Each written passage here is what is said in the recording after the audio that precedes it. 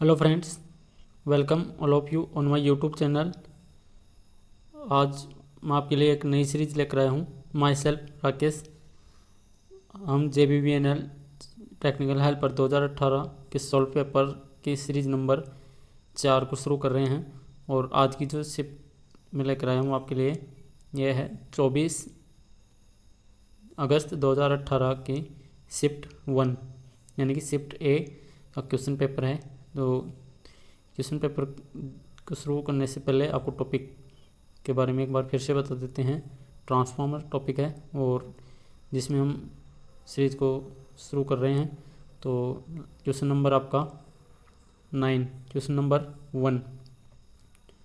एक step up transformer में मोडों यानी कि टर्न्स का अनुपात होता है, यानी कि एक स्टेप अप ट्रांसफार्मर में टर्न्स का रेशियो पूछा गया है।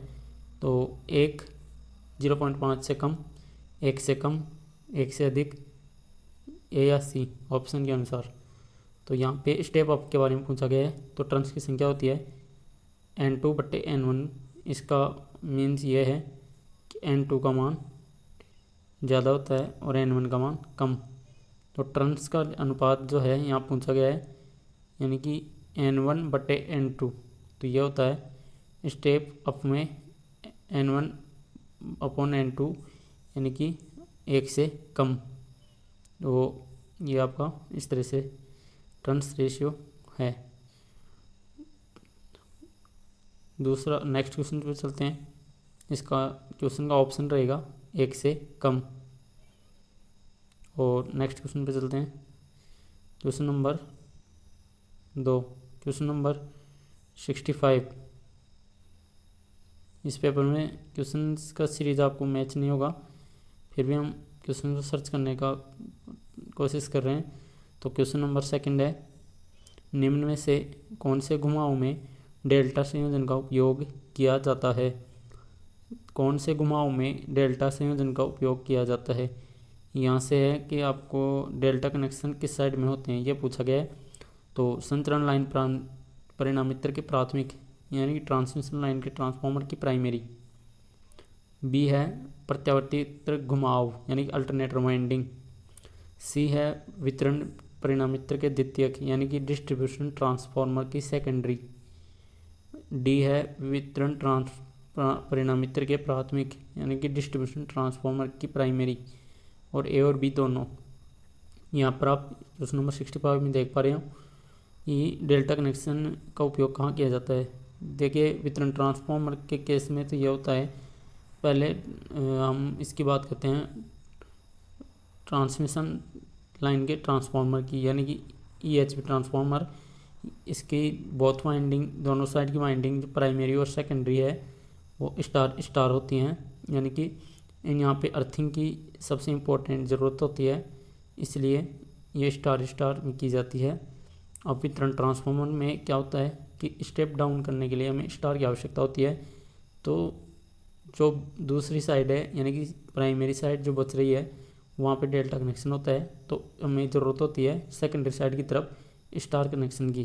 तो यहाँ पे वितरण ट्रांसफार्मर का कनेक्शन होता है डेल्टा स्टार। और क्वेश्चन में आपसे पूछा गया है कि डेल्टा कनेक्शन किस तरफ होता है। तो वितरण ट्रांसफार्मर के प्राथमिक, यानी कि वितरण परिणामित्र के प्राथमिक है।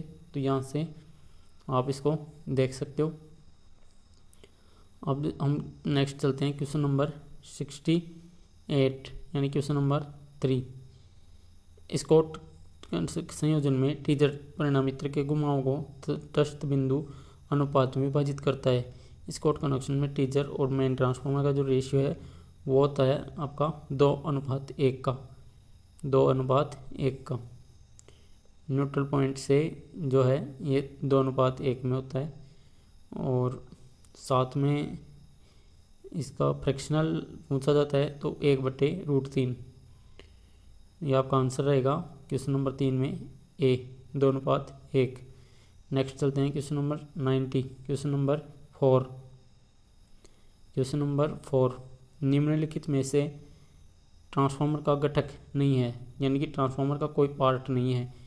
Breather, conservator, tap changer, Buchholz relay, इनमें से कोई नहीं। देखिए, ब्रीदर क्या होता है, ट्रांसफार्मर में जो नमी बाहर की वायु में जो नमी होती है वो अंदर नहीं जाने देता है।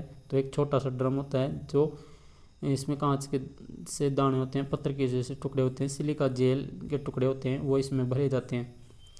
तो ब्रीदर ट्रांसफार्मर के सांस लेने का कार्य करता है। कंजर्वेटर ये होता है जो मेन टैंक में जो ऑयल भरा होता है उसको ऊपर उसका टॉप अप बनाए रखने के लिए, यानी कि मेन टैंक से जो ऑयल गर्म होता है वो उठकर कंजर्वेटर में चला जाता है और फिर वापस नीचे आ जाता है। तो इसको बोलते हैं हम कंजर्वेटर। ये लेवल तो ऑयल लेवल को बनाए रखता है और ये मेन टैंक के ऊपर की तरफ लगता है। टेप चेंजर, ये टेप चेंजर होता है ट्रांसफार्मर की प्राइमरी और सेकेंडरी साइड में जो भी टर्न्स होते हैं उनको बदलने के लिए एक चेंजर होता है, एक स्विच होता है, एक पोजीशन होती है, उसको टेप चेंजर बोलते हैं। बुक्कोल्ज रिले जो होती है वो एक मेन टैंक और कंजर्वेटर के बीच में लगी हुई होती है। ये प्रोटेक्शन का कार्य करती है। ये गैस ऑपरेटेड रिले होती है। तो यहाँ पे ट्रांसफार्मर का पार्ट नहीं है, ये सारे ट्रांसफार्मर के पार्ट हैं। तो यहाँ ऑप्शन आएगा ई, यानी कि 90 नंबर का ई। नेक्स्ट हम चलते हैं क्वेश्चन नंबर 5 पर। 91, किस ट्रांसफार्मर में द्वितीयक वोल्टेज प्राथमिक वोल्टेज के समान होती है, यानी कि किस ट्रांसफार्मर में सेकेंडरी और प्राइमरी वोल्टेज बराबर होती है। तो ये सिर्फ और सिर्फ एक ही ट्रांसफार्मर होता है जिसमें टर्न्स रेशियो 1:1 होता है और इसी को हम बोलते हैं आइसोलेशन ट्रांसफार्मर। यानी कि P/S यानी कि प्राइमरी अनुपात सेकेंडरी यानी कि N1/N2 का मान होता है 1:1। बाकी सब ट्रांसफार्मर के अलग अलग टाइप्स हैं। ऑटो ट्रांसफार्मर, CT करंट विद्युत धारा transformer, wave of transformer PT और पॉलीफेज ट्रांसफार्मर जो आप जानते ही हो। अब यहाँ पे लास्ट है आइसोलेशन ट्रांसफार्मर। तो हमारा ऑप्शन रहेगा 91 का क्वेश्चन नंबर 5 का आइसोलेशन ट्रांसफार्मर। नेक्स्ट चलते हैं क्वेश्चन नंबर 6 पे। 94, विद्युत धारा ट्रांसफार्मर के बारे में निम्नलिखित में से कौन सा कथन असत्य है, यानी कि CT ट्रांसफार्मर, CT जो होता है करंट ट्रांसफार्मर, उसके बारे में पूछा गया है। तो जो रॉन्ग स्टेटमेंट है उसके लिए ए, प्राथमिक को लोड के साथ श्रेणी क्रम में संयोजित किया जाता है। प्राथमिक को लोड के साथ श्रेणी क्रम में संयोजित किया जाता है। दूसरा है यहाँ पे प्राथमिक विद्युत धारा द्वितीयक से प्रभावित नहीं होती है। और सी है चुंबकीय फ्लक्स प्राथमिक विद्युत धारा के अनुसार परिवर्तित होता है। डी है प्राथमिक विद्युत धारा लोड से प्रभावित होती है। और इनमें से कोई नहीं। यहाँ पर जो है आपका 94 में क्वेश्चन नंबर 6 में सारे ऑप्शन एकदम एक्यूरेट हैं। तो यहाँ पे गलत कोई भी कथन नहीं है। और CT के बारे में हम डिटेल से देखें तो यहाँ पे जो है सारे ऑप्शन एकदम राइट हैं। अब हम नेक्स्ट चलते हैं क्वेश्चन नंबर 7 पे। ट्रांसफार्मर में नमी के प्रवेश को रोकने के लिए ब्रीदर के अंदर किस पदार्थ का उपयोग किया जाता है। ये क्वेश्चन बार बार रिपीट हो रहा है, लास्ट शिफ्ट्स में भी आया है। तो इसको हम देखेंगे तो यहाँ से ब्रीदर के अंदर जो पदार्थ होता है उसके बारे में पूछा गया है। तो ये होता है सिलिका जेल। बाकी सब ऑप्शन आप देख सकते हो, copper sulphate, sodium chloride, sodium silicate, silica gel, potassium chloride. तो यहाँ पे क्वेश्चन नंबर 7 का ऑप्शन रहेगा डी, सिलिका जेल।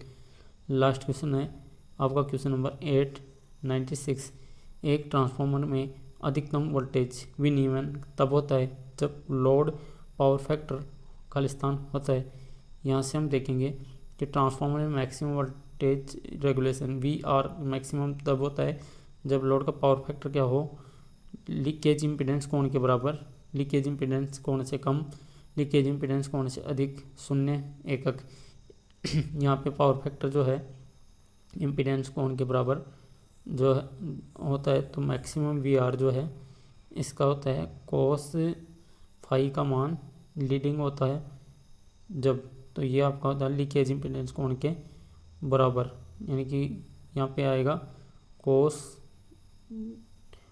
जो है cos फाई का मान है लीकेज इम्पीडेंस के एंगल के बराबर हो। तो यहाँ इस प्रकार से ये सारे क्वेश्चन हमने देखे हैं इस वीडियो में। इसी प्रकार से नेक्स्ट वीडियो सीरीज़ में बने रहने के लिए चैनल को सब्सक्राइब ज़रूर करें और वीडियो पसंद आए तो लाइक और शेयर ज़रूर करें। आज के लिए इतना ही, धन्यवाद।